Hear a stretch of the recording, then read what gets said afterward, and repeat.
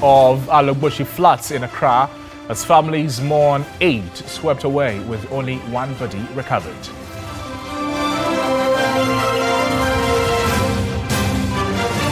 And also coming up tonight, government increases daily feeding grants for special schools from 8 cities to 15 cities, boosting support for vulnerable learners nationwide.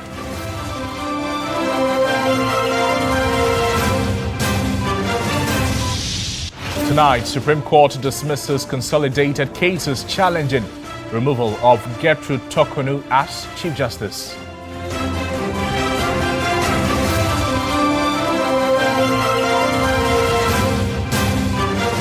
Later in business news, a senior fellow at the Africa Policy Lens says stable exchange rates and local refining are critical to curbing rising transport inflation.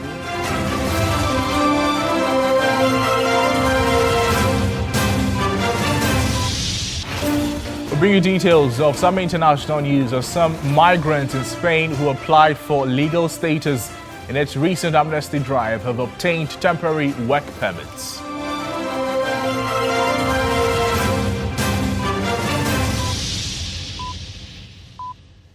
Thank you so much for staying with us. We're live also on all our social media platforms at TV3 Ghana. You can join us there as we get interactive and settle for the details beginning from here. A desperate search continues for victims of Monday's devastating floods at Alogboshie near Achimota, where 8 people were swept away. Only one body has been recovered so far. Behind the grim statistics are shattered families, destroyed homes, and survivors struggling to come to terms with an unimaginable tragedy.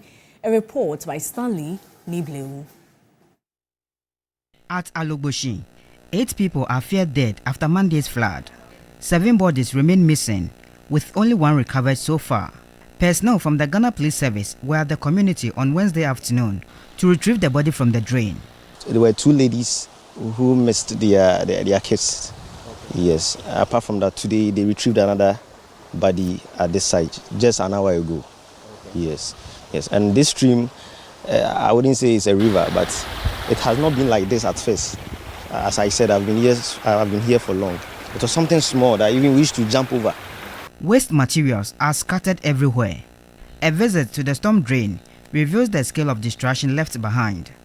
Residents say the drain, which has widened over the years due to erosion, has become a major danger whenever it rains heavily. At this location, 2 drains converge, creating a powerful tributary. During Monday's downpour, the enormous volume of water from both drains generated a strong current that forced floodwaters back into nearby homes, inundating properties several meters away. Those living closest to the drain suffered the worst impacts. It was at this very spot that 6 people were swept away. Residents say 8 wooden kiosks serving as homes for several families were washed away. One kiosk housed a nuclear family of 4, including a week-old baby, while another was occupied by 2 young women. Both the occupants and the structures were swept away by the raging floodwaters. A surviving neighbor recounts the horrifying moments. Not 2 ladies, there are about 8 people. They die. 8 die from here. The water take them away. 8. How did it happen? Oh, the water just back to them and take them away with the kiosk. Okay. Mm-hmm. So that's supposed to mean that this is where they've been sleeping. This is where they've been living. Sleeping. They be living here. Together with their husband, everything. They be living here. For many survivors, fear has replaced hope, with some considering relocating, while others struggle to rebuild their lives after losing everything.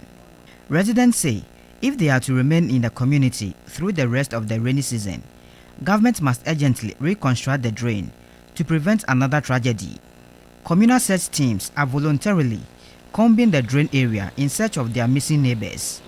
Meanwhile, the Minister for Gender, Children and Social Protection, Agnes Namomolati, and the National Disaster Management Organization have handed over relief items to Metropolitan, Municipal and District Assemblies (MMDAs) for onward distribution to survivors in affected communities, while commiserating with bereaved families. Earlier, additional relief items were presented to the Krowa Municipal Assembly for onward distribution to affected families and individuals within the Krowa municipality. We are doing not less than 4 affected municipalities in a day. If we can stretch to 6 and 7, we will do that. And so you prioritize the most vulnerable. And when I say the most vulnerable, I'm talking about children, persons with disabilities, pregnant women, and then the aged. Then you consider others. We know most are already vulnerable, and we don't want the situation to worsen because of the disasters. In Greater Accra, 22 of the existing 29 MMDAs were affected by the floods. Stanley Niblew, TV3 News, Accra. Well, even as residents in flood-prone communities continue to count the cost of Monday's damper, the weather forecast suggests the rains are far from over. Well, the Ghana Meteorological Agency predicts rainfall from Thursday through to Sunday, although forecasters say the intensity is not likely to match Monday's storm. But with drains still choked and some communities waterlogged, Evelyn Tingma finds out how prepared the Metropolitan Municipal and District Assemblies are in dealing with more rains. The flood waters may have receded in many communities, but homes are still drying out. Businesses, individuals and families are counting their losses. In some neighborhoods, drains remain clogged with silt and debris, while stagnant water continues to pose health concerns. But the Ghana Meteorological Agency has forecast rainfall from Thursday through to Sunday. Meteorologist Frederick Kujo, however, says the expected rains are not likely to be as intense as Monday's downpour. Outdoor activities for this weekend are going to be disrupted a little bit because of the moderate to heavy rains we are anticipating, especially for the coastline, especially for Friday into Saturday morning. So for Sunday also, we are anticipating that it's going to be mostly cloudy for the day with intermittent slight rains. He urged residents in flood-prone areas to take precautions as the ground remains saturated. The ground is already saturated. Any amount of rains can cause flash flooding over low-lying areas. We advise that people live in low-lying areas. That places the spotlight firmly on the Metropolitan, Municipal and District Assemblies. And I ask whether emergency response teams have been activated. We are currently dredging the upper side of the Gbemi, which is the new town junction, to get another free flow of the drain. And we are still doing desilting within the community. And that we expect that there will be no flooding. Ashaiman has always been a flashpoint for floods, but the story this time around is different. The municipal chief executive, Freeman Chekpo, touts measures that have been put in place. We did a lot of desilting, we did a lot of dredging, and we did a lot of evacuation last year to early part of this year.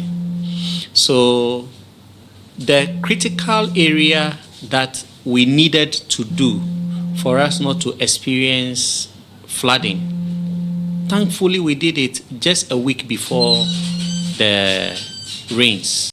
Some assemblies say they are clearing drains and monitoring flood hotspots. For many living in flood-prone areas, preparedness is no longer just about weather forecasts. It is about visible action before the next storm arrives.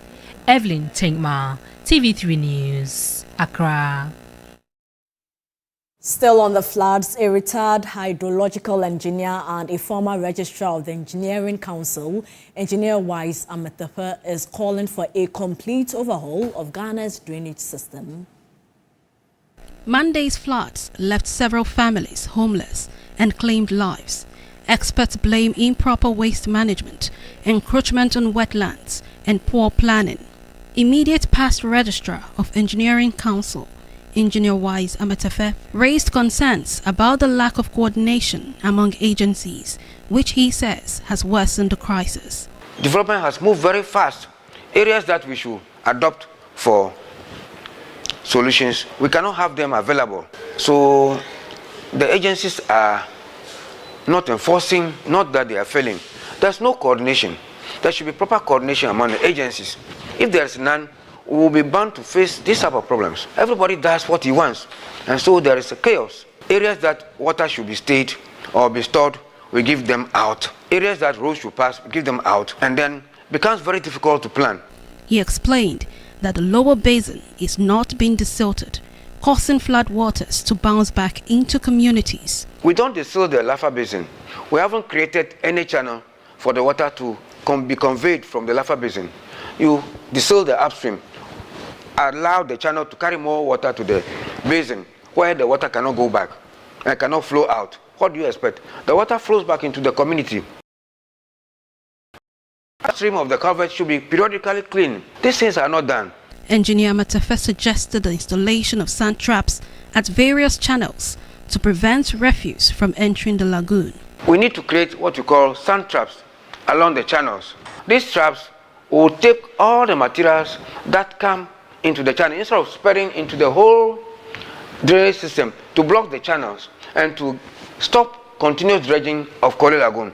This was been proposed by us.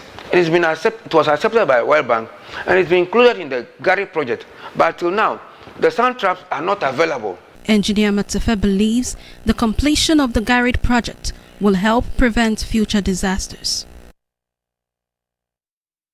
We're still staying on these related subjects, as a victim of Monday's flood is advocating for the payment of compensation to persons who have been affected when it was no fault of theirs. 78-year-old UK-based Ghanaian Yao Emisatha chastised local authorities for looking on while people he describes as miscreants building waterways. George Queening reports. The flood situation in Klagon is dire. Some residents admit that the level of destruction is totally strange to them. 78-year-old Yao Chumberima is one of them. He has virtually lost everything. I've lived here since 2007. When I retired from London, I lived in London for 52 years, since 1972. But I came back to relax quietly. I've lived through June, July 20 times. This terrible flooding I've never witnessed it before, because there were no encroachers at the back. But 2 years ago, I've seen some people come in the background. I don't know who gave them the permit to do what they're doing. They put up some structures illegally. I know it's illegal, but the assembly has the oversight responsibility to stop this nonsense going on. He is considering a possible suit against local authorities for allowing people to build in waterways. We want democracy to work. I live in London. I see democracy is driven by certain principles, the respect for the rule of law, independent integrity, and all that. But here in Ghana, I don't see one of it even working. People lie, integrity. They lie for money, and then they turn the other way around. So we are not making progress. After 69 years of political independence, Ghana shouldn't be going through this. His neighbor, Thomas Annan, who is based in the United States, has also been affected. A relief package may be coming in handy, but financial analyst and chief executive officer of Dealers Finance, Joe Jackson, is not excited about government support. Are we going to spend 350 million every rainy season? Are we accepting this and doing the same thing that we've done in times past, which is when the disaster happens, we talk, we cry, we bury, and then we just go back to doing the same things again? Part of it should go towards implementing those things that can be implemented. We sit there as citizens, and I'll start with us, and we throw rubbish into gutters. That must be done. That must be fixed. Penalties must be driven, and we should have our communities look out for each other to say this is wrong. Local authorities in this municipality have attributed this flooding to human-related activities. Just look right behind me, buildings on waterways. Should this persist, the worst could happen. George Queening, TV3 News, Klagon, Community 19, Accra. And the recent floods have left many residents counting their losses, but the cost does not end with damaged homes and flooded roads. Noble Crosby Annan reports that days after the rains, some vehicle owners are now turning to washing bays, mechanics, spare parts dealers and phone repairers for help. At this washing bay, one operator says the recent rains have brought in more vehicles for cleaning. Some of the cars coming with mud dirt and soaked interiors after moving through flooded areas. The work is very slow. The customers, they don't come. Well, when you come, you bring your car today, the next day your car will be dirty again. Then you have to bring it again. So they would rather wait and check if the rain will stop for the meantime before they will come to the washing bay again. As your body and an engine and a door super. At the mechanic shop, the impact is more specific. The mechanic says some vehicles are coming in with faults linked to floodwater exposure. Some of these problems do not show immediately. They appear days later after water affects part of the vehicle. So can the electronics control board titru and BCM and Honey. They come with a difficult problem like they need to change the oil, they need to change the filters and the plugs. Okay. That they need to change it. Okay. Those are the main concerns. Those are the main concerns that they need to change it. Okay. Okay. Oh, the cost, it depends the car. Depends the car. Some 5,000 to 2,000 to 3,000. Especially when you change the oil, you change the plugs and they will change the filters. It costs you more than 1,500 to 2,000. That one it costs to do that period. Yeah. But do you add, if you're adding workmanship in total, how much are we looking average? About 3,000, 3,500. It will cost you like that. A lot of cars are coming, so automatically we get your two. For car owners, this means the cost of flooding does not end when the road becomes dry. The rain just came into the car over it, and then now all the engine is full of water and the gearbox.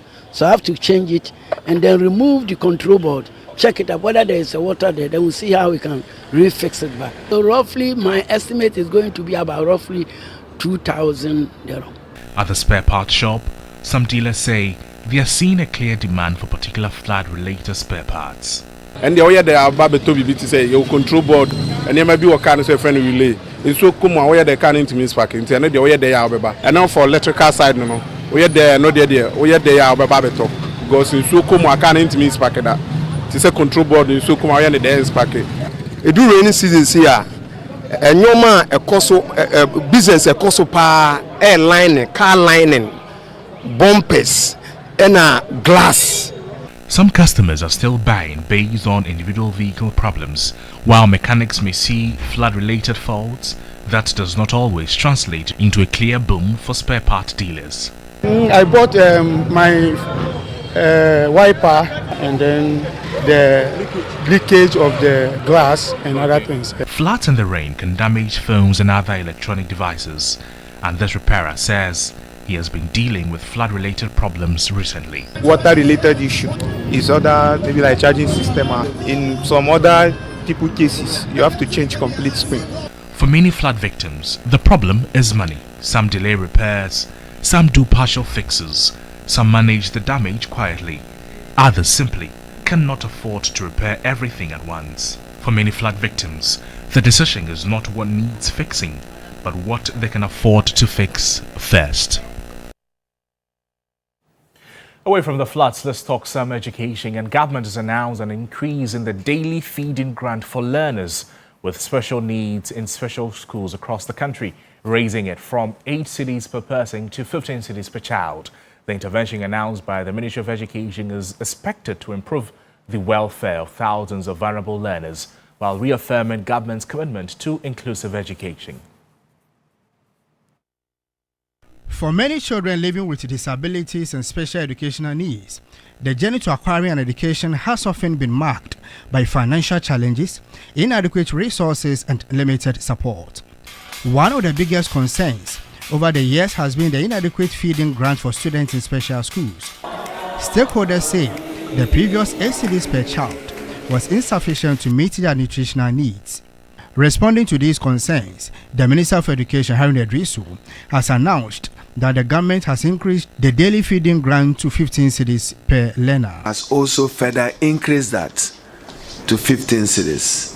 So feeding now in all special needs schools across the country, the grant has been adjusted upwards from 8 cedis to 15 cedis. Implementation is effective immediate from today. I know that some even started before today, but from today, now official, formal. Currently, there are 39 special schools across the country, with more than 20 operating as boarding institutions and serving thousands of learners with diverse disabilities. The minister also announced that beginning 2027, the government will allocate 100 million cedis annually to finance programs and interventions aimed at supporting persons with special needs. With Student Loan Trust, we have paid the tuition fees and accommodation costs of some 1,554 students. We enrolled in 65 public tertiary institutions for 2025-2026. A total investment of nearly 10 million Ghana cedis. But for the media, you quote me right, 9,812,000 Ghana cedis. Let's now go to the court, where Deputy Attorney General Dr. Justice Sremsai has noted that the decision of the Supreme Court will bring finality to the long-standing challenge of the processes that led to the removal of former Chief Justice Gertrude Saki Tokono. Early on, the Apex Court unanimously dismissed the consolidated cases challenging the removal of the former Chief Justice. Lord Edwasari reports. 4 cases filed by TAFO Member of Parliament Vincent Asifua and private citizen Theodore Atakorte were merged into one suit. Both cases challenged the process for the removal of the Chief Justice, alleging that the President failed to notify the Chief Justice and obtain her comments on petitions for her removal before initiating consultations with the Council of State. 2 other suits filed by Gertrude Tokono and Center for Citizenship, Constitutional and Electoral Systems were also consolidated into a single suit. On Thursday, July 2, a 7-member panel presided over by Justice Amadou Tanko held that the suits challenging her removal lacked merit and consequently dismissed them. Reacting to the decision, Deputy Attorney General Dr. Justice Sremsai expressed satisfaction. I think it simply brings this long journey to an end, and we believe that the decision would resolve all the matters, and it's also the position of the law. We would procure the ruling, as the court said, the decision this afternoon. We study it, and I believe the court has done justice. Lawyer for Theodore Atakorte also spoke to the media. Even though I am yet to see the reasoning, I also do not want to agree with those who think that the decision by the ECOWAS court has taken the wind out of our Supreme Court sail, because you know that the ECOWAS court has already dealt with this matter in a different forum, obviously. But today's decision, because I have not seen the full reasoning, I shudder to comment on whether or not it is within reason, or that we agree with it or otherwise. But for now, we await the decision itself at 12 o'clock noon today, so that we may look at if there any redress that may follow. The Supreme Court's decision is coming on the back of the dismissal of the suits by the former Chief Justice challenging her removal at the ECOWAS Court of Justice in June. The court held that there was no arbitrary violation of her rights and threw out all her claims, including a $10 million compensation. Lord Idwasari, TV3 News, Accra. And now, Media General has joined this year's University of Ghana Career Fair, connecting with hundreds of students and opening pathways for internships, national service placements and future careers. The initiative forms part of the company's commitment to nurturing the next generation of media professionals and young talents in a rapidly changing digital world.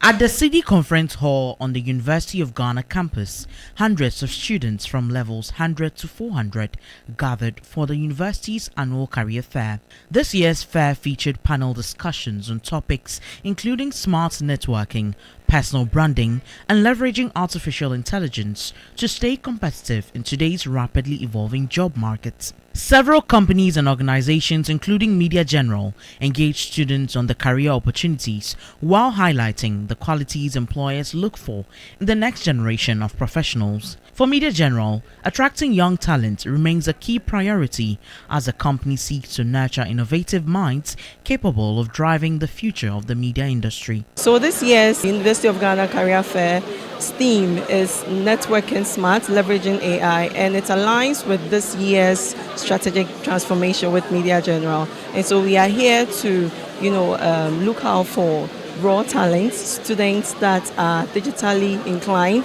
that can or find themselves in the space of internship and national service. So we are here to look out for raw talent and opportunities. Students who interacted with the company's representatives expressed enthusiasm about the prospect of joining Media General. I'm happy to have this opportunity to meet with Media General and then their clients. They are nice people, and I'm hoping to have a nice time in their work environment. I'm currently in my final year, so I want to see the opportunities you have for national service employment. I'm just here to see what department can I fit in after I graduate, or even if it is a part-time work or an internship.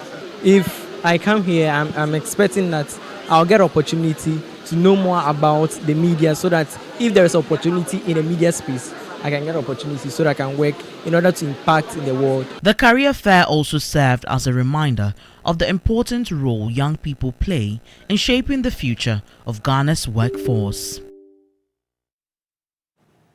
You're watching News 360 live on all our social media platforms at TV3 Ghana. Business News is up next with Manua Full. After this break, don't go away.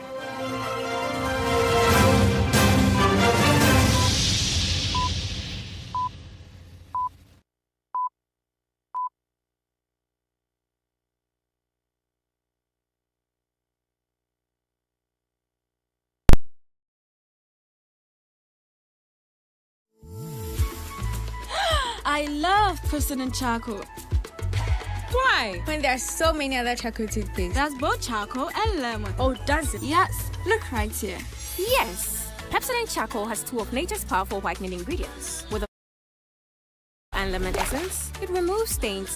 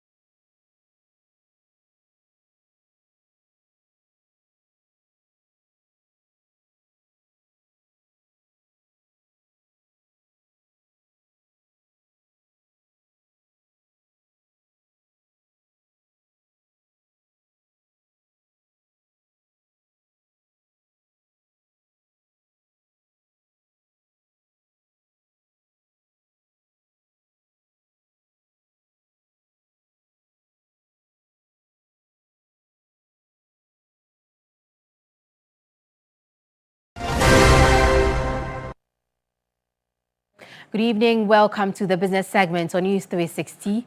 I am Menu Afol. A senior fellow at the Africa Policy Lens, Dr. Alogboshie Yadom, has described the recent surge in transport inflation as generally worrying, warning that persistent price pressures in the sector could undermine national economic stability. The Ghana Statistical Service reported that annual inflation rose to 5.3% in June 2026. Now, this increase was primarily driven by the transport sector, where services inflation reached 9.4%, largely due to rising local bus and churchill fares. If we look at transport, which sits on top with an inflation of about 9.1%, I think it's genuinely worrying. And we were hoping that prices of transport, transport price will generally be stable, but it appears not to be so. And we know that transport is largely fueled by fuel prices, and fuel prices, a key component is the exchange rate. So government should focus on trying to ensure that there's a stable exchange rate, in terms of how BDCs are able to get the dollar or foreign currencies to import the fuel back here. Yes, it is refreshing to know TOR is working, and we are hoping that enough investment is made in TOR to be able to operate at a full-scale capacity to ensure that the fuel we need here is refined here rather than exporting and importing it back in terms of high prices. Another thing that we need to know, from the bulletin is the disparity in terms of inflation reported across the region. Product or many shops, or companies sell items at a uniform price across the country. Away from that, the Ghana Chamber of Mines says greater certainty over the renewal of mining leases will be critical if Ghana is to maintain its position as a leading mining destination in Africa.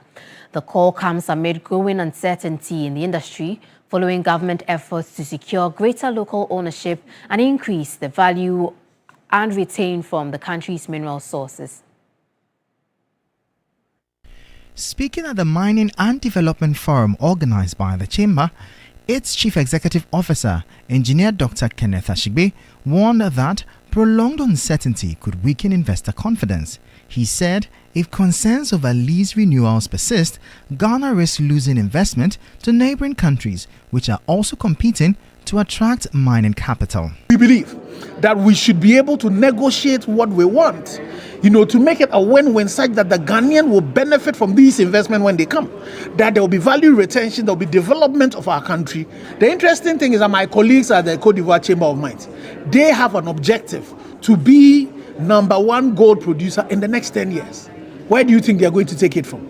And how do you think they are going to take it from? So it is important that we make sure that this issue about the security of tenure of leases is something that we still continue to guarantee. Meanwhile, the president of the National House of Chiefs and paramount chief of the Sefri Ahiaso traditional area, Ojiahoho Yao JB II, has called for the share of mining royalties allocated to traditional authorities to be increased to nearly 300%.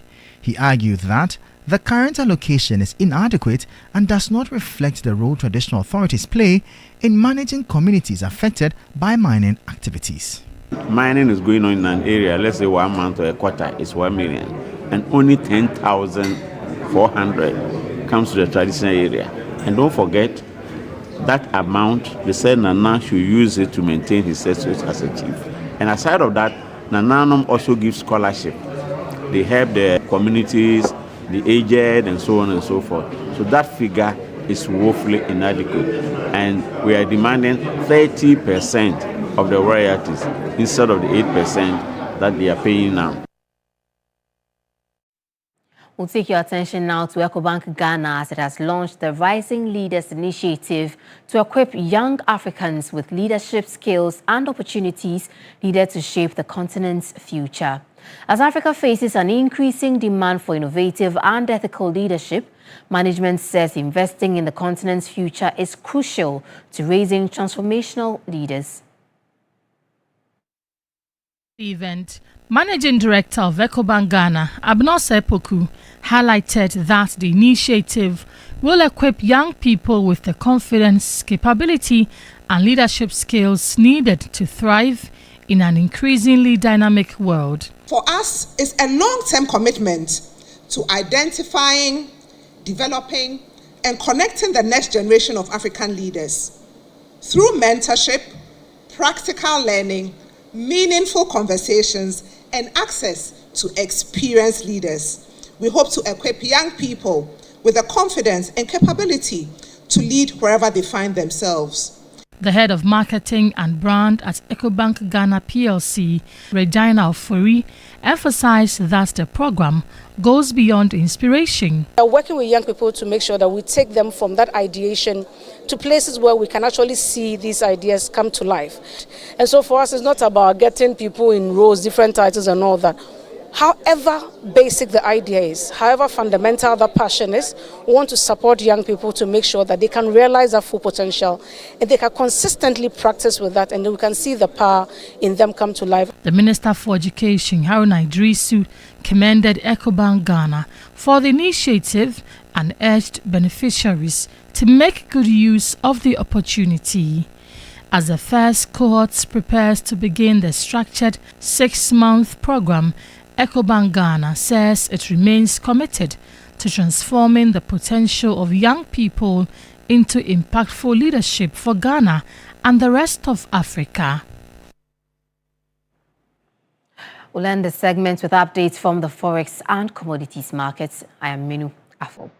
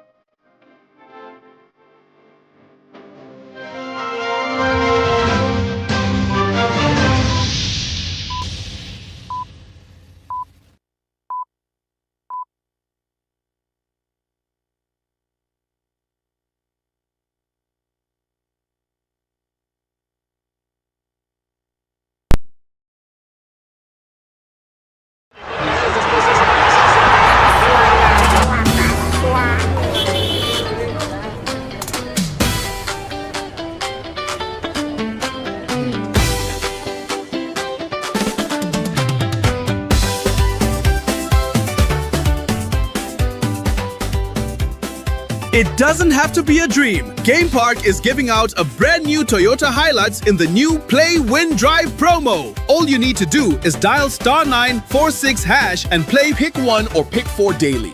Stake 50 Ghana cedis per day to earn 1 entry. And every extra 50 Ghana cedis gets you 5 more entries. The more you play, the more your chances of winning big in the grand draw. You get to drive home the new Toyota Hilux. So, play the game you already love. Win the way you already win. Drive away in something extraordinary. World Cup fever is here! And Universal Merchant Bank, the official banking partner of the GFA and the Ghana Black Stars, is probably back in the dreams of all Ghanaians with seamless banking services and opportunities. This World Cup season, as the Ghana Black Stars chase glory, you can win with UMB. Open a new UMB account or reactivate your existing account today to enjoy free data bundles and other awesome rewards. To get started with convenient and reliable banking, visit any of our 35 branches across Ghana. Go to our website, myumbbank.com, or download the UMB Speed app from the Play Store or App Store.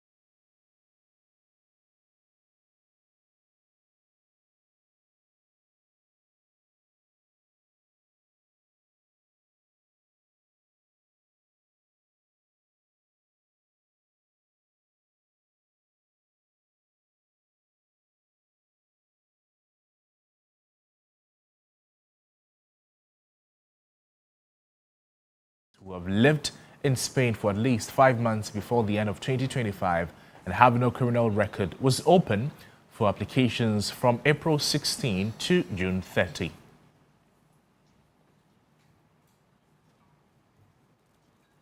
Nigeria says it will seek compensation from South Africa for its citizens who have left the country following recent protests targeting undocumented migrants. Acting High Commissioner to South Africa, Alexander Ajayi, said on local television on Tuesday that the government had begun documenting businesses and properties left behind by Nigerians. Nigeria's Acting High Commissioner said he had asked all of those who had left South Africa to document very accurately those things they were leaving behind in terms of businesses, in terms of even cars, movable and immovable properties. The South African authorities say those who have been flown home were in the country illegally, though this is disputed by Nigeria.